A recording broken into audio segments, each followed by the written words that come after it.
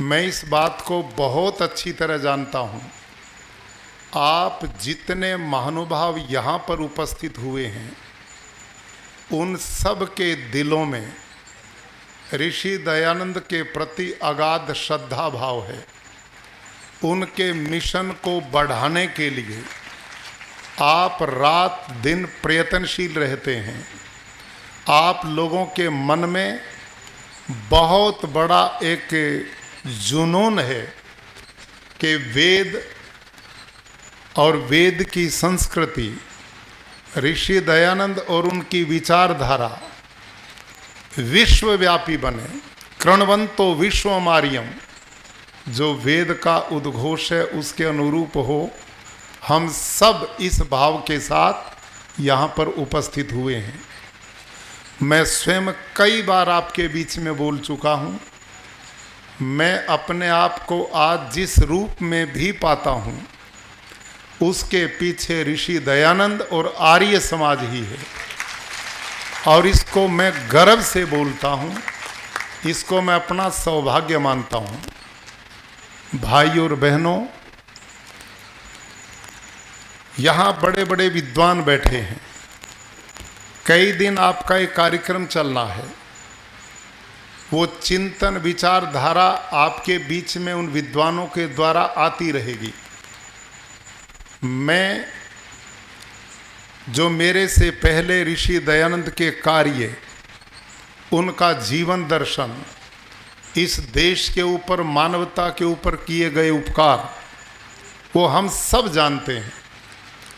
अब चिंतन ये करना है कि ऋषि दयानंद की ये विचारधारा, ऋषि दयानंद की सोच, वेदों के प्रति उनका अनन्य श्रद्धा भाव, ये सब विचार हम जनमानस और दुनिया में कैसे फैला सकते हैं।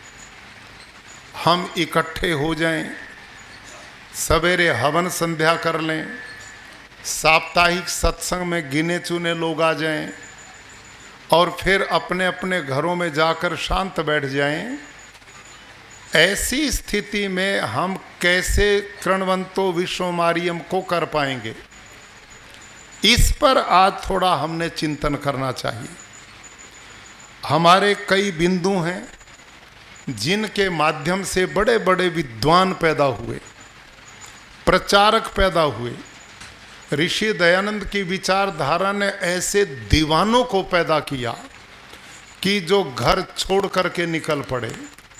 कोई भजनोपदेशक के रूप में, कोई विद्वान उपदेशकों के रूप में, कोई युवा पीढ़ी के निर्माण के लिए, कोई शिक्षण संस्थाओं के माध्यम से, कोई सामाजिक आंदोलनों के द्वारा अनेक तरीके अपनाए, जिसका परिणाम ये था, जब भारत देश अपनी आज़ादी की लड़ाई लड़ रहा था, उस काल को आप देखें, ये पूरा देश आर्य समाजमय हो चुका था। आर्य समाजमय हो चुका था। कोई घर ऐसा नहीं बचा था इस देश का कि जो ऋषि दयानंद और आर्य समाज को ना जानता हो। आज भी आप किसी से भी मिलो, उत्तर भारत में विशेष करके, और जब आप अपने आप को बताएंगे मैं ऋषि दयानंद आर्य समाज का अनुयायी हूँ, तो आपका, जिसके साथ आप बात करते हैं, वो तुरंत बोलेगा मेरे दादा भी आर्य समाजी भी थे, मेरे परदादा भी आर्य समाजी थे, मेरे मामा थे, मेरे चाचा थे। कोई बचेगा नहीं। ऐसा एक वातावरण बना था पूरे देश का। और इस देश की आज़ादी के लिए, इस देश की कुरीतियों को समाप्त करने के लिए ऐसा कोई भी कारण जो भारत और मानवता की प्रगति के लिए बाधक था, ऋषि दयानंद ऐसे महापुरुष थे जिन्होंने ऐसे उन कारणों पर सीधी चोट की। और उसका लाभ क्या रहा कि ऋषि दयानंद के काल में और उनके बाद में जितने भी महापुरुष इस समाज में हुए हैं, किसी भी मजहब संप्रदाय का, उसके ऊपर ऋषि दयानंद का सीधा प्रभाव दिखाई देता है, उनकी विचारधारा दिखाई देती है। महात्मा गांधी जैसे व्यक्ति जिस अभियान को लेकर के चले, उनकी सोच में पूरा का पूरा ऋषि दयानंद का भाव दिखाई पड़ता है। उनका चाहे स्वदेशी का अभियान हो, उनका चाहे अछूतोद्धार का कार्य हो, ये सब विचार यदि किसी ने दिए तो स्वामी दयानंद ने दिए। उस काल में किसी की हिम्मत नहीं पड़ती थी इन कुरीतियों के खिलाफ किसी बात को कहने की। ये विचार मजबूती से एक नई सड़क बना करके ऋषि दयानंद ने दी, नई सोच दी। वेदों को भूल चुके थे, वेदों से परिचय यदि किसी ने इस पूरे विश्व और मानवता को उस ऋषियों की परंपरा के बाद में किया तो ऋषि दयानंद सरस्वती हैं। कोई किसी भी तरह की कुरीति थी, इस पर मैं ज्यादा समय नहीं लगाता, पहले भी बात होगी और होती रहेंगी। मैं तो एक चिंतन, थोड़ा सा जो पीड़ा लिए घूमता हूं। क्यों? क्योंकि मैं आर्य समाजी परिवार में पैदा हुआ। मेरे पिताजी दृढ़ आर्य थे, घर में दैनिक यज्ञ करते थे, मेरे घर में गोपालन होता था, सामान्य किसान के घर में मैं पैदा हुआ।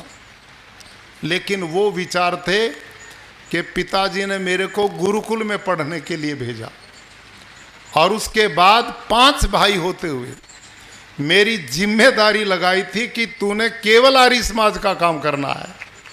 ये विचार के साथ में गया था। आज भी जो बात मैं कह रहा हूँ वो इसलिए कह रहा हूँ कि मैं उसका पात्र हूँ। कारण है, मैं स्वयं गुरुकुल में पढ़ा। लोग आदर्शों की बात बहुत कहते हैं, बहुत मंचों पर विद्वान भी सुनाते हैं, लेकिन मैं उनका विरोध नहीं करता। मैं इसलिए निवेदन करता हूँ कि जो रास्ते हमारे लिए भी बंद हो गए उनको खोलने की तो सोचनी चाहिए हम लोगों ने। मैं बार बार ये निवेदन करता हूँ कि आर्य समाज की गति, प्रगति, विकास का बहुत बड़ा कारण थे हमारे गुरुकुल, जिनमें बड़े बड़े निष्णात योग्य विद्वान पैदा होते थे, प्रचारक पैदा होते थे, आर्ष परंपराओं के लोग पैदा होते थे, जिन्होंने उस काल में आर्य समाज ऋषि दयानंद की विचारधारा को बढ़ाने में बहुत बड़ा काम किया। आज कम से कम बैठ के हमने सोचना तो चाहिए कि आज वो फैक्ट्री बंद क्यों हो रही है। आज चारों तरफ आप सोचिए, जितने भी गुरुकुल चलते हैं वो बेचारे बड़ी मेहनत कर रहे हैं। उन आचार्यों को, उन सन्यासियों को मैं बधाई देता हूं कि इस वातावरण में भी वो आर्ष विद्या को जिंदा करने की बहुत संकल्प लिए हुए हैं। लेकिन इसके बाद हम जितने यहाँ पर बैठे हैं और इस देश में जितने आर्य समाजी हैं, कितने लोग हैं जिन्होंने अपने बच्चे इन गुरुकुलों में भेजे हैं, अपने बेटे बेटियों को इन गुरुकुलों में भेजा है, और कौन भेज रहे हैं, न के बराबर है। तो ये विचारधारा कैसे पनपेगी, ये विचार कैसे जिंदा रहेंगे। मैं इसलिए कह रहा हूं, ये बात ध्यान करना, मैं स्वयं गुरुकुल में पढ़ा हूं। मैंने अपनी बेटी को आर्ष गुरुकुल चोटीपुरा में पढ़ाया है, और अब ईश्वर कृपा से, आप लोगों के आशीर्वाद से मैं ऐसे इस पद पे हूं। मेरी पोती भी इस समय गुरुकुल चोटीपुरा में पढ़ रही है। मैं उसको बड़े कॉन्वेंट में करा सकता हूं, बड़ी आधुनिक सुविधा के जो मॉडर्न स्कूल उनमें करा सकता हूँ, लेकिन आज भी मेरी पोती गुरुकुल चोटीपुरा में इस समय पढ़ रही है। अपने बेटे को मैंने गुरुकुल में पढ़ाया है, अब पोते की तैयारी चल रही है, वो इतना हो गया वो गुरुकुल में जाएगा। इसीलिए मैं बात कहता हूँ आपको, भाई खाली भाषण ड्रामे करने से कभी काम नहीं होता। यहाँ तो मंच पर भाषण दें और अपने बच्चों को इन कहीं भेजें ना विचारधारा को पनपने के लिए, तो ये विचार जिंदा कैसे रहेगा। अब मैं इस बात को अगली को जानता हूं कि आप इन गुरुकुलों में क्यों नहीं भेज रहे। इसलिए नहीं भेज रहे कि आज समाज का वातावरण बदल चुका है। विद्या अर्थ करीबी होनी चाहिए, वो बालकों का भविष्य, परिवारों को आर्थिक रूप से समृद्ध करे, ये भी सोच सबकी रहती है। इसलिए लोग बच्चों को डॉक्टर बना रहे हैं, इंजीनियर बना रहे हैं, बैरिस्टर बना रहे हैं और दूसरे बहुत रास्ते उन पर ले जा रहे हैं। मैं भी एक निवेदन बार बार आप लोगों से करता हूं कि इस समय भारत गुलाम नहीं है। उस काल में भारत गुलाम था, उस समय हमने अंग्रेज के विरुद्ध लड़ाई लड़नी पड़ रही थी। उस समय के गुरुकुलों में उस वातावरण की परम आवश्यकता थी, ऐसे लोग तैयार हो रहे थे, वो करने चाहिए थे और हमारे महापुरुषों ने किए। लेकिन आज देश आज़ाद है। मेरा एक निवेदन आपसे, इस आज़ाद भारत में आपकी विचारधारा कैसे फैलेगी। आज इस समाज के अंदर लोगों को बहुत अच्छे विचारों के विद्वान प्रचारक भी चाहिए। हमारे आर्ष गुरुकुलों में मैंने और आपने अपने बच्चे, जो एक तो दिक्कत मेरी आपकी सबकी होगी, इसमें मैं भी सम्मिलित हूँ, एक से ज़्यादा बढ़ते ही नहीं आगे। यदि बच्चे, पहले हम 5 भाई थे, पिताजी ने एक को कहा तू इस काम को कर, दिक्कत ही नहीं आई उनको। आजकल 1 बच्चा 2 बच्चा, इसे फालतू है ही नहीं। तो अब एक है, उसको सोचते हैं तेरे बुढ़ापे की लाठी नहीं बनेगा तो तू रोटी कहाँ खाएगा। अब उनको उधर जाने नहीं देते, ये भी एक सच्चाई है। लेकिन इस सोच को जिंदा कैसे रख पाओगे। सोच, विचारधारा लोगों से बनती है और इसके लिए हमारे जो आर्ष गुरुकुल थे, इनमें जितने भी मेरे आदरणीय सन्यासी यहाँ बैठे हैं, आचार्य लोग यहाँ बैठे हैं जो उनको संचालित करते हैं, आप उनसे पूछिए उन आर्य समर्पित लोगों के कितने बच्चे वहां पर आते हैं। नहीं आते। उस काल में आते थे तो बड़े बड़े विद्वान योग्य लोग बन करके ऋषि दयानंद आर्य समाज का विचार फैलता था। इस दिशा में हमने जरूर सोचना चाहिए और अपने आर्ष गुरुकुलों की व्यवस्था, परंपरा को इतना बढ़िया व्यवस्थित बनाना चाहिए, बच्चों को बढ़िया भोजन मिले, उनके स्वास्थ्य का चिंता हो, उनको आधुनिक ज्ञान से भी युक्त किया जाना चाहिए। निरे हम रूढ़िवादी बनेंगे तो आज की दुनिया में वो सफल नहीं होंगे। आज सोशल मीडिया का युग है, आज साइंस का बड़ा तेजी से विश्व में प्रचार हो रहा है। आज लोग उसी रूढ़िवादी परंपरा से रहेंगे तो वो तो बेचारे एयरपोर्ट पे जाकर टिकट भी नहीं ले सकते। तो कैसे लोग हम पैदा करें, इस पर भी चिंतन करने की जरूरत है। तो हमारे गुरुकुल आधुनिकता के साथ भी जुड़ें और प्राचीन आर्ष परंपराओं को भी लेके चलें, तब ये विचारधारा जिंदा रहेगी, नहीं तो बात बनने वाली नहीं है। दूसरा मेरा निवेदन, गुरुकुल कुरुक्षेत्र आर्य प्रतिनिधि सभा हरियाणा द्वारा संचालित है। डॉक्टर राजेंद्र जी ने थोड़ी चर्चा की। आज से 1981 में मैंने 45-50 बच्चे वहां पर थे। पूरी बिल्डिंग जीर्ण शीर्ण थी। जमीन पे लोगों ने कब्जे किए हुए थे, 200 एकड़ जमीन पे। बच्चे कोई भेजता नहीं था, और भेजता था तो जिससे पड़ोसी भी दुखी थे उसको भेजता था, जो ये बेकार ही न गुरुकुल में छोड़ाओ।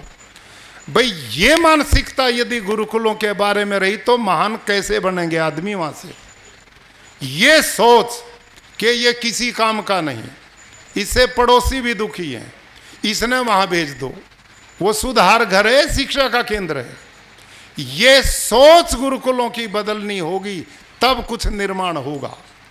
और आपको जानकर खुशी होगी, ऐसी टूटी फूटी बिल्कुल बर्बाद हुई संस्था, आपकी कृपा, लोगों के उस समय के आशीर्वाद से मेरे को जिम्मेवारी मिली। मेरी 21 साल की उम्र थी, 22 साल तक मैं गेहूं चावल कंधों पर उनके लिए गांव गांव मांग के इकट्ठे करता था। ये काम किया। मैंने कहा यह अभियान मांगने खाने का कब तक चलेगा? इसको आत्मनिर्भर नहीं करोगे तो कैसे ये लोगों के लिए आदर्श बनेगा? वहां मेहनत हमने की, इतनी मेहनत हुई, लंबी चर्चा न करते। आज जो स्थिति है, इस समय लगभग 19 प्रांतों के 1600 बच्चे आवासीय रूप से वहां पढ़ते हैं, और वो एडमिशन के लिए, प्रवेश के लिए इस वर्ष 13,500 बच्चे गुरुकुल में प्रवेश के लिए आए थे। 13,500, उनमें से 250 बच्चे हमने सेलेक्ट किए। इतने पास आउट होते, इतने ले पाते हैं। ये स्थिति, अब उसमें हम सवेरे 4 बजे उठाते हैं, योग प्राणायाम सब बच्चे करते हैं, संध्या हवन वहाँ होता है, धर्म शिक्षा में पूरी परंपराएं अपनी गुरुकुलीय चलती हैं, आवासीय है। तो यदि पूर्ण रूप से संस्कार पूर्ण वातावरण में और बच्चों को वो शिक्षा भी साथ में दी जाए जिसकी इस देश को जरूरत है। आप जितने लोग यहाँ बैठे मेरे सहित, हम बीमार हो जाएं तो डॉक्टर की जरूरत है कि नहीं भाई लोगों?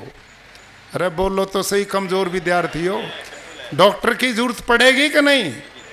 और किसी के साथ लड़ाई हो जाए, मुकदमा चले तो वकील भी चाहिएगा कि नहीं? और बच्चे पढ़ाने हो तो कोई प्रोफेसर मास्टर जी भी चाहिएगा कि नहीं? हैं भाई लोगों? और ये तकनीक इतनी दूर से देश से आ गई, कोई जहाज में बैठ के, कोई रेल में है। वो इंजीनियर ना होते तो ये कौन साधन बनाता? चाहिए कि नहीं साहब?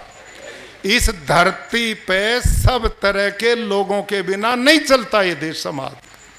और इतने बड़े 140 करोड़ के देश में यदि सभी संस्थाओं के, इतनी आर्य समाज की संस्थाएं हैं, और ऋषि दयानंद आर्य समाज के सिद्धांतों के संस्कारों के बेटे बेटियां तैयार करके आप उनको आईएएस बनाते हैं, आप उनको आईपीएस बनाते हैं, आप उनको जज वकील बनाते हैं, आप उनको प्रोफेसर डॉक्टर बनाते हैं, वो अध्यापक बनाते हैं, और सारे देश के लोगों के बीच में आपकी विचारधारा से काम करेंगे तो ऋषि दयानंद का प्रचार घटेगा कि बढ़ेगा? तो ये सोच समझ में क्यों नहीं आती बात? ये विचार क्यों नहीं चलना चाहिए? आज इस देश में जो वातावरण बना बच्चों के लिए, आज माँ बाप दुखी हैं बच्चों से, इतने परेशानी मोबाइल से, टीवी से बच्चा नहीं हटता। माँ बाप मोबाइल छीनता तो बच्चा पिता माँ का दुश्मन हो जाता, आया ना? है कि नहीं ये स्थिति? आज ड्रग्स, नशे, इतना वातावरण बिगड़ा हुआ है। हर माँ बाप ये चाहता कि मेरा बेटा इस गंदे वातावरण से सुरक्षित जगह पर चला जाए। इसलिए तो मेरे यहाँ लाइन लगती है, और उसी का परिणाम लोगों का इतना दबाव मेरे ऊपर रहा कि हम 10-10 हजार आपके द्वार पे आते हैं और आप 250 बच्चे लेते हो, बाकी कहाँ जाएं? मैंने डॉक्टर राजेंद्र जी अपने साथियों को कहा कि भाई ये विचारधारा बढ़नी चाहिए ऋषि दयानंद आर्य समाज की, और इन गुरुकुलों की परंपरा को बढ़ाओ। हमने बेटियों का गुरुकुल बनाया, 3 और गुरुकुल बनाए, अब 5000 बच्चे हमारे 5 गुरुकुल में पढ़ते हैं। देश विदेश से लोगों के आमंत्रण आते हैं। बड़े बड़े डॉक्टर, इंजीनियर, प्रोफेसर लाइन में हाजिर होते हैं। 1 महीना तो मोबाइल बंद करता हूं, बड़े बड़े मंत्री संतरी ऊपर से नीचे तक प्रवेश किसी तरह गुरुकुलों में हो जाए, ये स्थिति बनी है। आर्ष गुरुकुल भी मैं वहां चलाता हूं। वहां पूर्ण वही विद्या जो ऋषि दयानंद के द्वारा प्रतिपादित, उसका भी हमारा आर्ष गुरुकुल भी चलता है। तो इन दोनों को हमने, आपने आज के इस परिवेश में, आप मेरे वाले गुरुकुल में कौन है जो नहीं भेजेगा अपने बच्चे को? बताओ, कुरुक्षेत्र में बच्चे का प्रवेश हो जाए, कौन नहीं चाहेगा आप में से? चाहोगे कि नहीं साहब? हाँ, चाहोगे। तो आप ये वातावरण सबके लिए बनाने का काम करो। मैं आर्ष विद्या का कितना पोषक हूं कि मेरी पोती आज आर्ष गुरुकुल में पढ़ती है, मैंने बेटी उसमें पढ़ाई है। इसका विरोध ना माने कि मैं विरोध हो ही नहीं सकता। मैं जो कुछ हूं वो आर्ष गुरुकुल की देन हूं, और उस परंपरा को जिंदा आज होना चाहिए, लेकिन वो नहीं हो पा रहा है। ये मेरे को दुख इस बात का है, और उसका कारण मेरे और आपका सहयोग इन संस्थानों को मिलना चाहिए। अर्थ का भी मिले, बच्चों का भी मिले, तब ये जिंदा रहेगी। तो ऋषि दयानंद आर्य समाज का काम आगे बढ़ेगा। हम ऋषि के तो गीत गाते रहें, जो काम बड़े कर गए वो भी सुनाते रहें। हम क्या कर रहे हैं ये भी तो सोचनी चाहिए। वो तो कर गए, उन्होंने तो कर दिया, मैं और आप क्या कर रहे हैं? ये करना पड़ेगा। ये दुकानदारी नहीं चलेगी।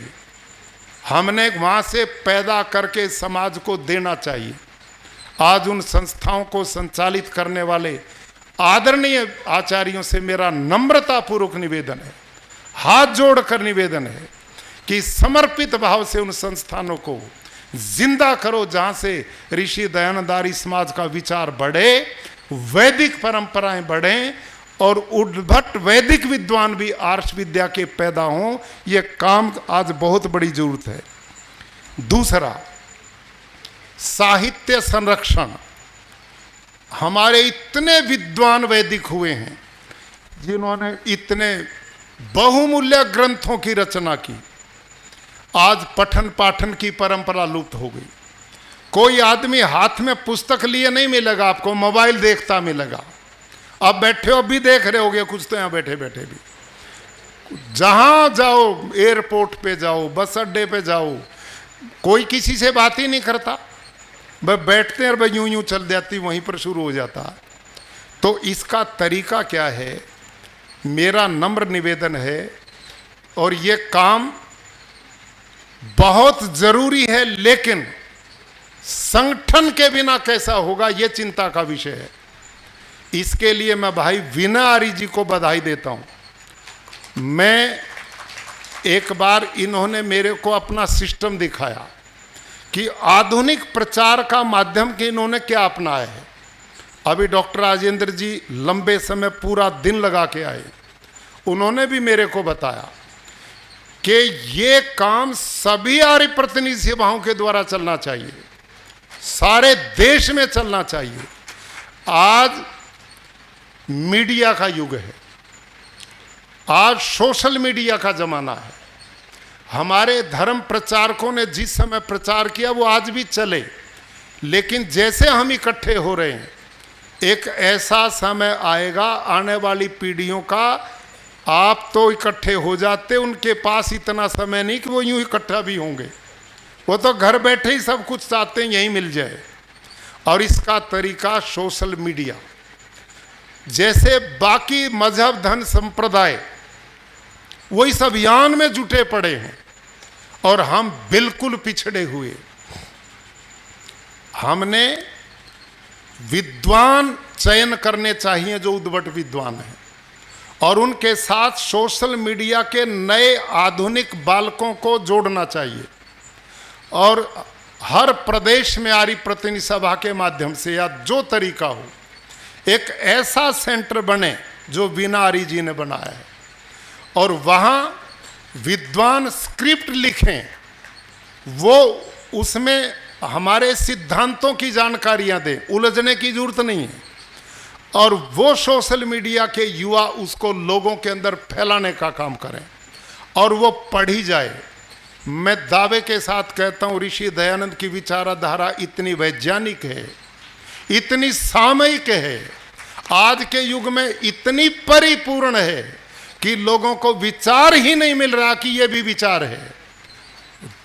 वो हाल हमारा हो गया ना, बड़े गौर से सुन रहा था जमाना, है ना, बड़े गौर से सुन रहा था जमाना, लेकिन हम ही सो गए दास्तां कहते कहते। एक पहलवान ने, बुरा ना मानना, मैं भी इसी में हूं, कभी मेरे को अलग मानो, एक पहलवान ने दूसरा पहलवान गिरा दिया और जिसने वो गिराया ना, जो जीता, उसके लिए लोगों ने ताली बजाई, भाई कमाल कर दिया, गिरा दिया। और नीचे पड़ा हुआ बोला क्या कह रहा, नीचे जो पड़ा था गिरा, अरे इसकी क्यों ताली बजा रहे, मैं किसी काम का नहीं था इसलिए गिरा गया मेरे को। समझ में आई बात कि यू कुछ पहलवान नहीं, मैं ही कुछ नहीं था। आज हम ही अपने कार्यों के प्रति गंभीर नहीं रहे भाइयों। दिक्कत ये है, कितना प्रचारक थे। एक पंजाब प्रतिनिधि सभा में उस जमाने के लोग बैठे होंगे, कहते हैं 80 भजन मंडलियां थी, 80, 40-50 महाविद्वान उपदेशक अकेले पंजाब में, और पूरे देश में क्या स्थिति थी अनुमान लगाओ। आज हम कहां खड़े हैं? आर्य प्रतिनिधि सभाएं, वेद प्रचार विभाग ही नहीं है वहां, तो काहे का प्रचार करोगे? सोचना चाहिए ना मेरे आपको। आज वो तरीका तो नहीं मिलने वाला और ना वो चलने वाला है। आज सोशल मीडिया का माध्यम, इसको जरूर हमने इसको संचालित करना चाहिए। इससे युवा पीढ़ी जुड़ेगी, आने वाली जनरेशन जुड़ेंगी, और ये नहीं किया तो हम अकेले पड़ जाएंगे। ये मेरा एक सुझाव है, ये होना चाहिए। और हमारा जितना साहित्य, विद्वानों ने बड़े बड़े ग्रंथ लिखे, इतनी बहुमूल्य विचारधारा जो ऋषि दयानंद के भक्तों ने, विद्वानों ने दी, आज वो बिल्कुल अलमारियों में बंद है और वो दीमक खाने की स्थिति में है, वो लुप्त हो जाएगी। लेकिन अब डिजिटलाइजेशन हर लाइब्रेरी का हो जाता है, हर हमारे ग्रंथों का एक विभाग ऐसा बने कि हमारे बहुमूल्य ग्रंथों का डिजिटलाइजेशन हो। आदमी कहीं पर बैठा वहीं पढ़ना शुरू कर दे, अपना टैप निकाला और उसमें शुरू कर दे। आज ये युग आ गया है, इस दिशा में हमने ये काम भी हमने इसका करना चाहिए। और अंत में मैं निवेदन करूंगा, जब जब आर्य समाज लोकप्रिय बना और लोग इसमें जुड़े, उसका कारण ध्यान करो भाई और बहनों। हम उस समय की लोग जिन समस्याओं से जूझ रहे थे, जो उनके सामने चुनौतियां थी, हमारे लोगों ने छाती तानकर लोगों को उस दुख से दूर करने का काम किया था। वहां उन कुरीतियों को दूर किया था। बहन बेटियों को नहीं पढ़ाते थे, इन्होंने पुत्री पाठशालाएं शुरू कर दी। जहां अछूतोद्धार की बात थी, आपस में जात पात का जहर था, ये भेदभाव मिटाया तो आर्य समाज के लोग वहां पर कार्य करने के लिए अड़ गए। कहीं पर भूकंप आया, वहां सेवा के लिए अड़ गए। कहीं पर बांग्लादेश में जो भूखमरी आई थी, अकाल पड़ा, उसमें आर्य समाज के लोग आगे बढ़ गए। कोई भी ऐसा काम होता था सेवा का, लोगों से जुड़ने का, सब जगह आर्य समाज आगे होता था। लेकिन आज हम इन आंदोलनों में कितना योगदान दे पाते हैं? बहुत समस्याएं जो थी वो तो हमारे महापुरुष ठीक ही करके चले गए। आज चुनौती क्या है? एक ही मुद्दा पकड़ लो। आर्य समाज यदि एक ही मुद्दा पकड़ ले और अभियान चला दे तो हमारी एक पहचान बनेगी, लोगों में आदर बनेगा। आज लोग अलग अलग तरह के अभियान, जितने भी संगठन हैं, वो कुछ ना कुछ मुद्दे लिए बैठे हैं। कोई नशा मुक्ति का अभियान ले ले, कोई धरती पर वृक्षारोपण का ही काम ले ले, कोई धरती पर इस पानी को ही बचाने का काम ले ले, कोई और कुरीति सामाजिक उनको कर लें।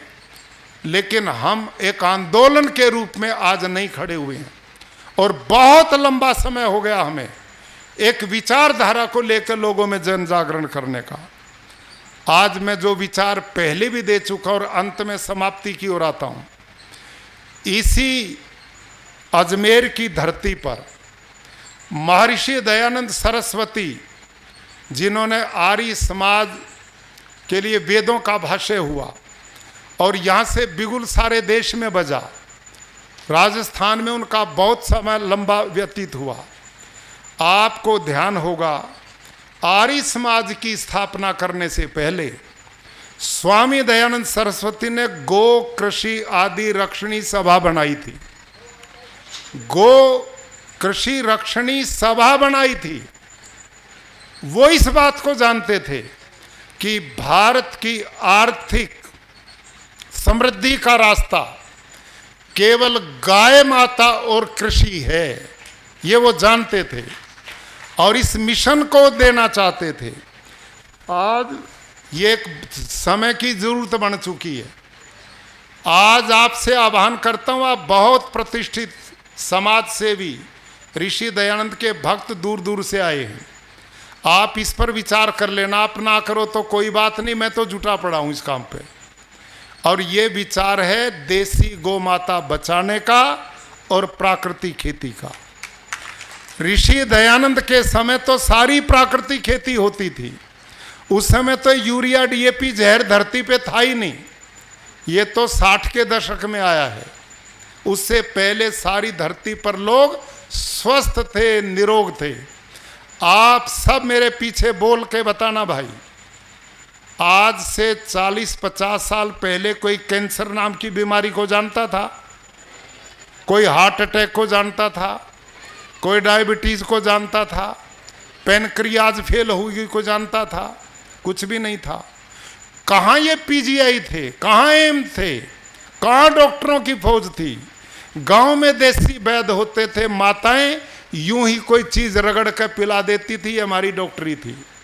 बीमारी ही नहीं थी। 100 साल लोग जीते थे। क्यों जीते थे? क्योंकि सब कुछ शुद्ध खाने को मिलता था। आज इस धरती पर लाखों करोड़ों टन यूरिया डीएपी रोज बिखर रहा है। माता भूमि पुत्रो अहम पृथ्व्या बोलते हैं। धरती हमारी माँ और हम इसके पुत्र हैं। हम कितने बढ़िया पुत्र हैं कि माँ को रात दिन जहरीला बनाने पर लगे हुए हैं। सारी धरती के पोषक तत्व नष्ट कर दिए, सूक्ष्म जीवाणु मार दिए, केचुआ मित्र कीट मार दिए, पक्षियों की प्रजातियां लुप्त हो गई, जीव जंतु खत्म हो रहे हैं। धरती का संतुलन जो प्रकृति बनाती थी, आज सब विनाश हो गया है। घर घर में रोगी पड़े हैं, अस्पताल भरे पड़े हैं, गौ माता सड़कों पे धक्के खा रही है। क्या ये स्थिति नहीं है भाइयों? क्या आर्य समाज को ये मिशन नहीं लेना चाहिए? और ये जो मिशन है, ध्यान करो, इससे काम कितने होंगे? पर्यावरण बचेगा, पानी शुद्ध भी रहेगा और उसका संवर्धन भी होगा। धरती माता दोबारा ऑर्गेनिक कार्बन बढ़ के पवित्र हो जाएगी। किसान बचेगा, उसकी समृद्धि आएगी। आप लोग को जो आहार मिलेगा वो अमृत तुल्य आएगा, सब बीमारी से बचेंगे।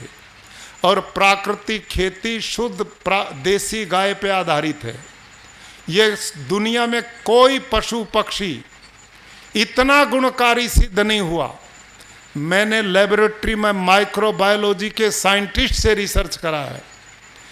देसी गाय का गोबर गौमूत्र खनिज का भंडार है और सूक्ष्म जीवाणुओं का भंडार है। सब प्रकार के धरती के पोषक तत्व उसमें है।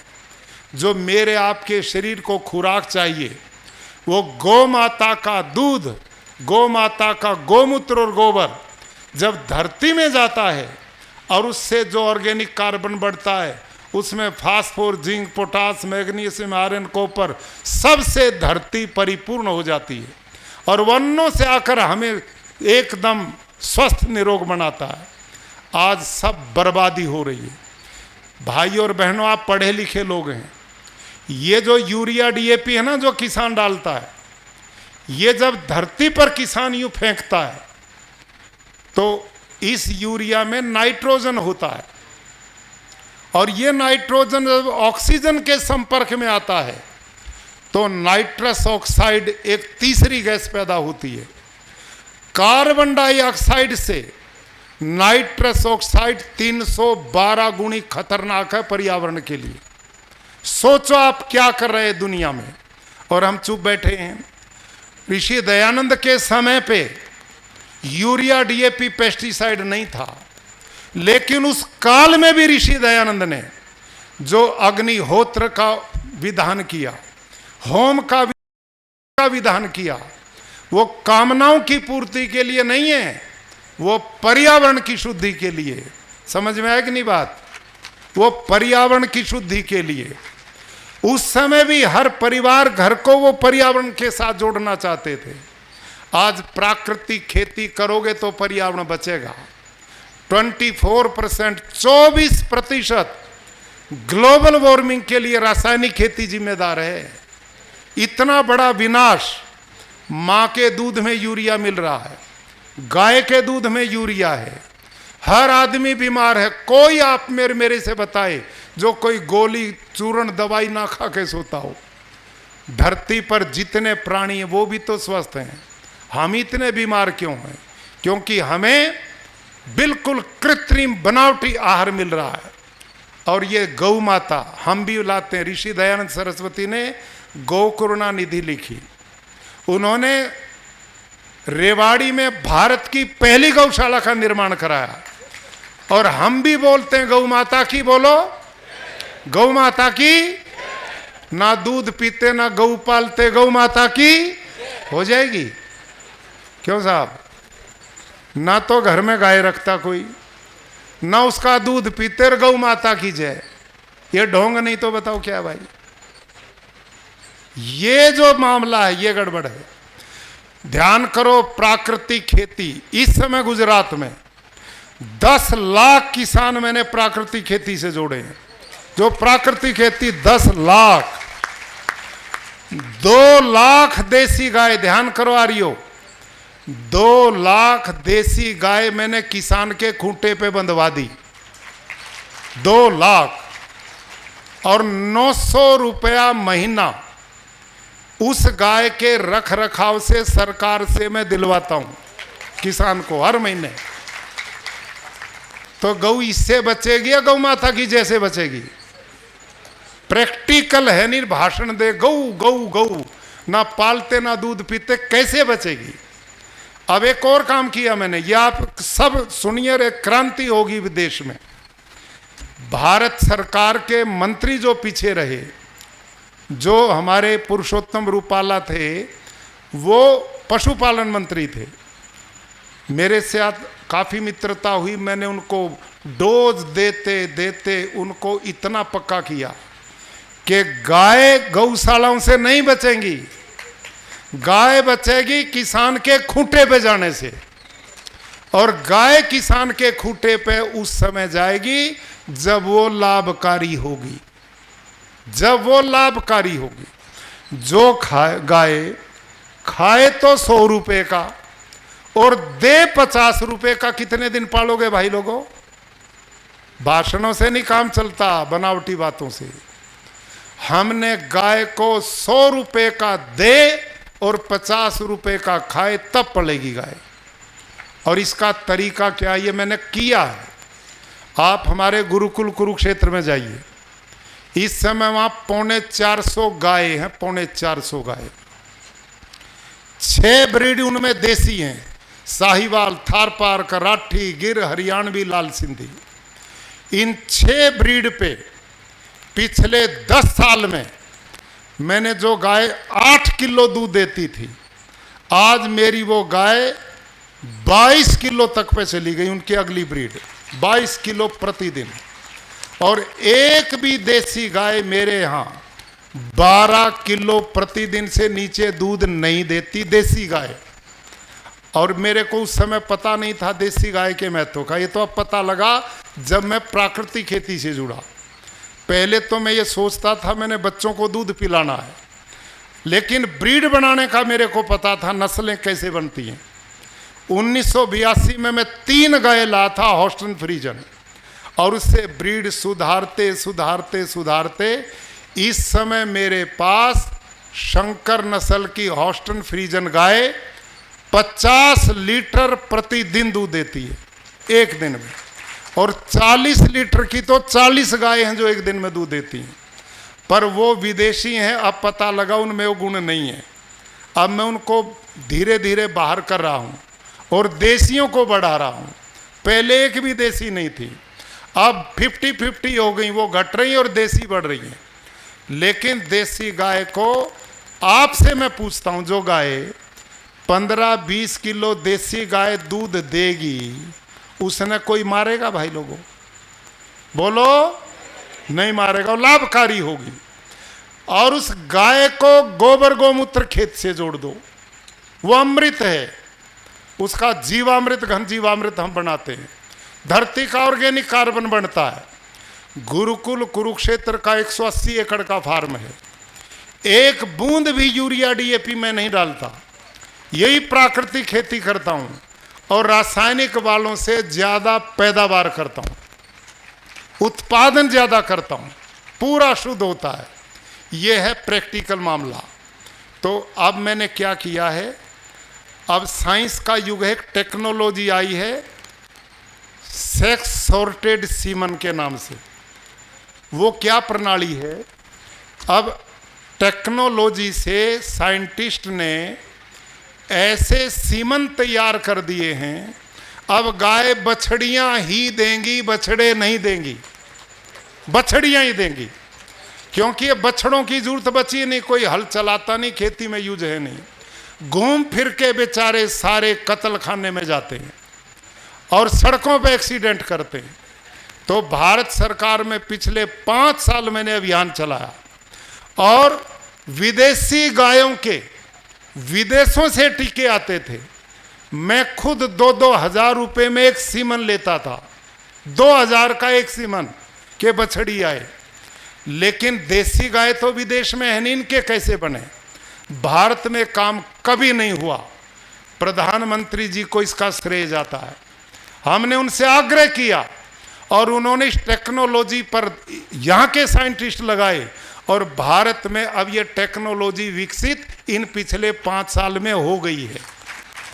और कितना बड़ा काम हुआ है, जो सीमन विदेश से एक सीमन 2000 में देते थे, वो आज भारत में भारत सरकार ने, यहाँ के वैज्ञानिक ने 700 रुपये में बना दिया। और प्रदेश सरकार को, मैंने गुजरात सरकार को आग्रह किया कि किसान इतने में भी नहीं खरीद पाएगा, इसको सस्ता करो और गौ माता को आगे बढ़ाने का काम करो। गाय की नस्ल बचनी चाहिए। देसी गाय के सेक्स सीमन गुजरात में अब हमने 50 रुपए का कर दिया, 50 रुपए का। अब 50 रुपए में किसान को सीमन मिलता है और जो बछड़ी होगी ना, जो गाय लगेगा वो बछड़ी ही देगी। और बछड़ी कैसी आएगी? अपनी मां से 1.5 गुना जैसा गुणवान आएगी। यदि उसकी मां 6 किलो दूध देती है तो सेक्स सीमन से बछड़ी जो आएगी वो 9-10 किलो दूध देगी। और उस बछड़ी को फिर नया लगेगा तो 12-13 किलो पे आएगी, और फिर उस बछड़ी को लगेगा तो 18 किलो पे जाएगी, फिर उसको लगेगा तो 20-22 पे जाएगी। ये है नस्ल बनाने का तरीका। इससे बचेगी गाय, जय के नारे से नहीं बचेगी।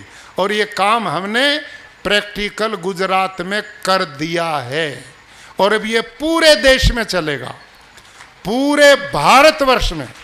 भारत के यशस्वी प्रधानमंत्री श्रीमान नरेंद्र मोदी जी हमारे 200वीं जन्म जयंती के कार्यक्रम में आए थे कि नहीं दिल्ली में, और उनका भाषण आपने सुना होगा क्या वो किसी आर्य समाज के प्रचारक से कमजोर भाषण था क्या? कितना बड़ा ऋषि के प्रति मैं जब बैठता हूं उनके साथ बातचीत होती है तो उनका इतना सम्मान भाव है। वो कहते हैं यदि उस काल में ऋषि दयानंद ना होते तो आज ये देश इस रूप में नहीं होता। ये बचाने का काम, इसकी संस्कृति को, भारत की विरासत को, यहाँ के विचारों को बचाने का काम ऋषि ने किया। आर्य समाज के लोगों ने हिंदी प्रचार का अभियान चलाया। आज इस काम को नरेंद्र मोदी जी अकेले दुनिया में कर रहे हैं। आपने देखा पहला प्रधानमंत्री है जो विदेश में चाहो चाहे देश में हिंदी से बाहर कभी नहीं जाते। ये कितना बड़ा समर्पण उनका है। देसी गाय की नस्ल पूरे देश में, अब देसी गाय की ही ब्रीड को बढ़ाने का काम इन 5 साल में साइंटिस्ट के द्वारा प्रधानमंत्री जी ने कराया है। कितना बड़ा अभियान है ये। भारत की विरासत हो, संस्कृति हो, परंपराएं हो, आज बहुत बड़ी ताकतें आ रही हो बाहर से इस देश को तोड़ना चाहती हैं। ये सच्चाई मेरे से पहले वक्ताओं ने की, और अंदर ऐसे लोग बैठे हैं जो उन ताकतों से मिल करके इस देश की संस्कृति को, यहाँ राम को भी काल्पनिक कहते हैं, कृष्ण को भी काल्पनिक कहते हैं, यहाँ का कोई परंपरा अपनी है ही नहीं। इसके बारे में कहते हैं कि काफले आता गए और हिंदुस्तान बसता गया, यहाँ आदि है ही नहीं आ रही है, लोग ये भी बाहर से आए, ये पढ़ाता जाते रहे। आज आपने बताया अध्यक्ष महोदय ने कि इन्होंने पाठ्यक्रम ही बदल दिया। महान कौन था? महान अपने वाले तो थे ही नहीं, आक्रांताओं को महान बताया गया, वो चीज यहाँ पढ़ाई जाती रही। आज ये सब तेजी से बदल रहा है। भारत की सांस्कृतिक मूल्यों की पुनर्स्थापना हो रही है और भारत का गौरव विश्व में बढ़ रहा है। भारत की युवा पीढ़ी अब सारी दुनिया का नेतृत्व करने की दिशा में बढ़ रही है। ऐसे समय पर हम आर्य लोग संगठित होकर अपने आर्य समाज के संगठन को बनाकर और ऋषि दयानंद वेद की विचारधारा के उद्भट विद्वानों के साथ प्रचार के कार्य में लगें और आधुनिक तकनीक से लगें, अपने साहित्य को सुरक्षित बनाने का काम करें, अपने गुरुकुल संस्थानों को ऐसा बनाएं कि जिसमें हम सब के बच्चे पढ़ें, तब हम कहेंगे हमारा मिशन सफल है। लोग हमारे पास आएं कि हमारे बच्चे पढ़ें। इस दिशा में काम करना चाहिए कि नहीं करना चाहिए भाई लोगों? तो आप सहमत हैं कि नहीं हैं? यही मैं टीस लिए घूमता हूं। इसमें मेरा जो सहयोग है जहां भी है वहीं मैं आपके साथ खड़ा हूं। और उसके साथ पिछले दिनों आपने देखा होगा आर्य समाज के इतिहास में, 200 साल के इतिहास में, अभी विनारी जी के नेतृत्व में और आप सब लोगों के सहयोग से, हमारे आदरणीय सुरेंद्र भाई के सहयोग से इतने बड़े बड़े सम्मेलन हुए। आर्य समाज का टंकारा में आर्य समाज की स्थापना के बाद इतना भव्य कार्यक्रम कभी नहीं हुआ जो पिछले मार्च में हुआ है, फरवरी में। अद्भुत कार्यक्रम था। दिल्ली में ऐसा कार्यक्रम हुआ, लेकिन इतने कार्यक्रम हमने नहीं किए। लेकिन सभी कार्यक्रमों में भारत के 2 राष्ट्रपति आए, भारत के गृह मंत्री आए, भारत के प्रधानमंत्री जी आए, उसमें डिजिटल रूप से जुड़े। और आगे भी हम मिलकर के काम करेंगे तो मैं विश्वास दिलाता हूं कि भारत सरकार, माननीय प्रधानमंत्री जी हमारे इस मिशन में रात दिन उनका एक ही रहता कि युवा पीढ़ी में आर्य समाज के विचारधारा को बढ़ाइए, इसको ज्यादा से ज्यादा बढ़ाइए। माननीय अमित शाह जी ने कितनी बार मिलते हैं, हर बार एक ही बात कहते हैं, युवा पीढ़ी को आर्य समाज बचा सकता है। आज नशे का प्रचलन और उनमें दुनिया भर की कुरीतियां, इनको बचाने का काम आप लोगों को करना चाहिए। और इसी सोच को लेकर हमने 9 और 10 नवंबर अगले महीने गुरुकुल कुरुक्षेत्र में एक भव्य आयोजन युवा पीढ़ी का हम बहुत बड़ा एक सम्मेलन 9 और 10 नवंबर को गुरुकुल कुरुक्षेत्र में आयोजित कर रहे हैं, जिसमें भारी संख्या में युवा पीढ़ी आएगी और वहां उनको भी हम इस मिशन के साथ जो चर्चा मैंने की है कि वो इस आर्य समाज के प्रचार में आगे बढ़ें, हमारे विद्वान लोग उनका सहयोग आगे आकर के करें और ये मिशन बढ़े। इन्हीं शब्दों के साथ लंबा मैंने समय ले लिया, लेकिन ये विचार नहीं होंगे सम्मेलन करके शांति पाठ करके चले गए तो क्या बात बनेगी। कुछ ऐसा काम होना चाहिए ताकि हम आगे बढ़ सकें। छोटे छोटे संगठन करोड़ों करोड़ों लोगों को लिए बैठे हैं। हमारा मिशन ऋषियों का मिशन, दयानंद स्वामी का मिशन, वेदों का मिशन इतना सिकुड़ जाए, ये कैसे हम स्वीकार करेंगे। इससे बाहर निकल आगे बढ़ना होगा।